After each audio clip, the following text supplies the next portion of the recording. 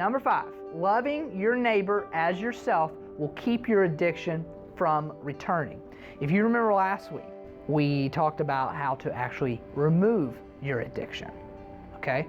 And how did we remove our addiction? It's a very simple step. There's only one problem. You're in the way of it. It was to love God with all your heart, mind, and soul. That's all of your emotions, all of your will, and all of your intellect.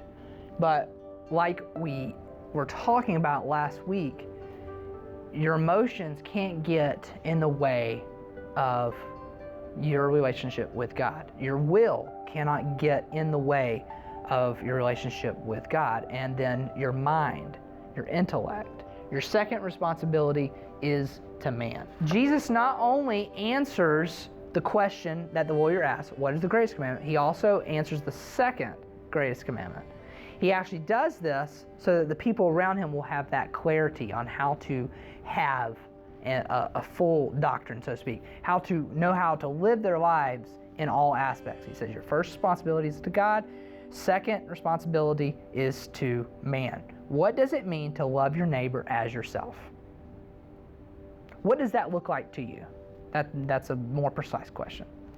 What does it mean to love your neighbor as yourself? Consider them as important as I am. To consider them just as important as you. Okay. What would that look like? Treating them. Okay. What would that look like? I bend over backwards for myself. So you think bending over backwards for a person would be treating them as yourself. And you got that right. Whenever you do that and you treat your neighbor as yourself, that is what it means to actually love your neighbor. The problem is we're selfish and self-centered. So that doesn't often happen. We often find we love ourselves very much. So do I give the last pudding to this little kid, or do I take the last pudding? Do I take the last cookie, or do I allow someone else to have that last cookie? Do I take whatever? Do I do this and it would benefit me? Ooh, here's one. Lying. Lying, who does that benefit? Some people would say it doesn't benefit anyone. You're going to have to pay for your lies. But think about it from the sinful perspective of what lying would do. Think about it if no one ever knew you were lying. Now, that's a terrible illustration, the way to put it, but it does benefit me in the moment. Okay, sin has its, you reap what you sow, I understand that. But lying in this situation, officer comes up to your car, was that you that was speeding over there? No sir, officer. I wasn't over there. I just pulled out of this driveway. I could have sworn it was you. I could have sworn this was the car. Officer, I don't know what you're talking about. Well, okay, I wasn't sure. Did lying benefit you in that moment? No, you say, no, your sin will find you out. Probably. God will punish you some way, somehow. Our primary concern in life is our own comforts, though. And so that lying just makes sense to some people. And you used to have people that are habitual liars. They literally lie to get what you want. But shifting our focus off of ourselves and onto others, that is a change that allows other people to see Christ. Whenever we put the outer man on, Jesus Christ cannot be shown. The reason is because your flesh covers him up. People get mad at you, you retaliate. We talk about this a lot in the fruit of the Spirit. You can't have the fruits of the Spirit if the outer man is there. And the reason for that is because the outer man is covering up what God's doing in your life, and these things can't come out. But whenever you don't retaliate, whenever you don't get upset, when you don't lie, whenever you don't cover up your bad flaws with your outer man, and the world sees you taking responsibility, or the world sees you not being defensive about something, and you taking on that responsibility, that is whenever the world can see Christ.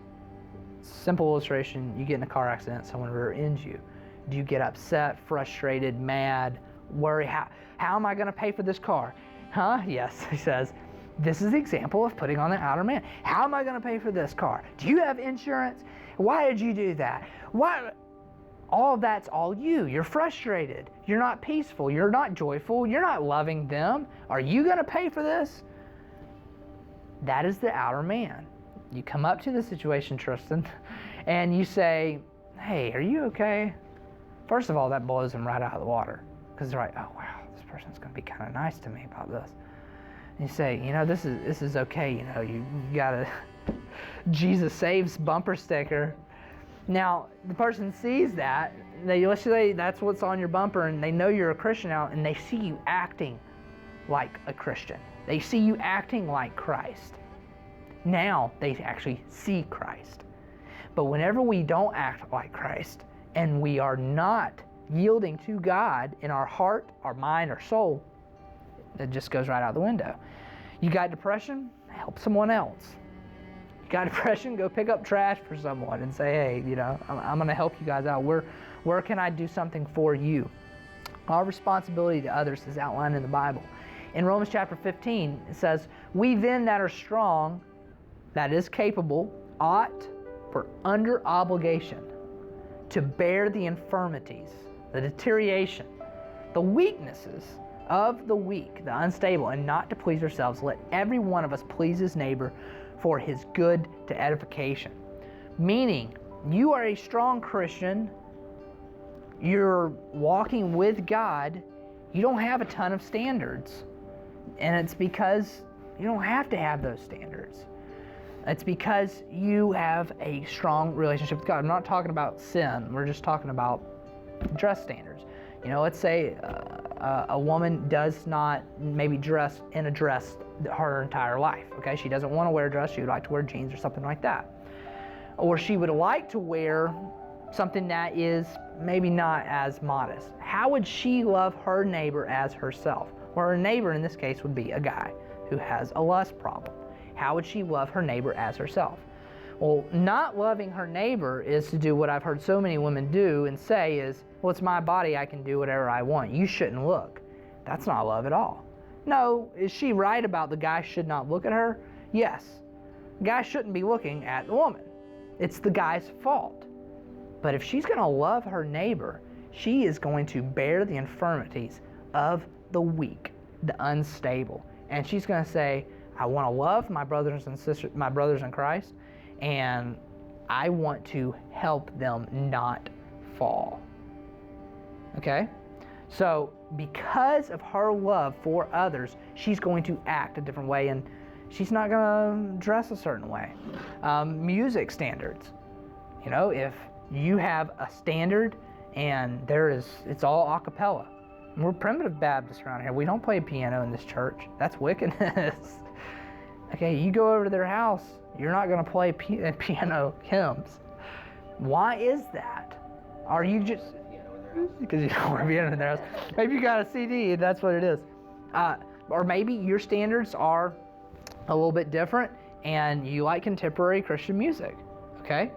You come up to someone who they think that contemporary Christian music is absolutely wicked and it's the devil, and it's hymn book only, it's majesty and soul-stirring hymns only. You're not going to play your music that you actually worship to God with, and it's not something that's emotional for you. It's not because you're listening just because it feels good, it's a feel-good song. You actually can worship God to that. You're not going to play that around those people. Why? You bear the infirmities of the weak. That would offend that brother or sister. Why would I do something that would offend them? That is the idea. I told you about you're the light of the world. A city that's set on a hill cannot be hid. We don't allow standards, per se, to be a bushel over the light of the love of God, over the grace of God. Because love and grace are what God commands. Mercy is what Jesus said. I want mercy from you, he said to the Pharisees. You love your laws. You love to tithe on the mint and cumin, and you love to uphold all of these little things and feel so big, but you've lacked mercy. And therefore, you have absolutely rejected God in doing so. You have loved the law, but you have not loved mercy. And we see that often happening in people's lives where Christians lack mercy. And, you know, it happened here in our church. The lady brought some raincoats, and they put them around the ladies they thought were dressing inappropriately. They said, if you want to continue to come to our church service, you need to wear these big old raincoats. And they left and walked out the door. Was that mercy? No. But they were doing what was right, because that was the holiness. But there was no mercy there. There was no love. This is our responsibility to other people, to our fellow Christians. You know, the question comes in, you know, how is it that we can do this? You know, do we have to just live pious lives and be unpleasured our entire lives? Well, I mean, I like to do this, but I can't do that if someone else can't. That's not what it's saying at all. You know, the Bible says that, for one, we can't live the Christian life. It's impossible. However, you can do all things through Christ, which strengthens you. You can bear up the infirmities of the weak. To those that cannot comprehend doing something because it's wickedness to them, you can bear up those infirmities.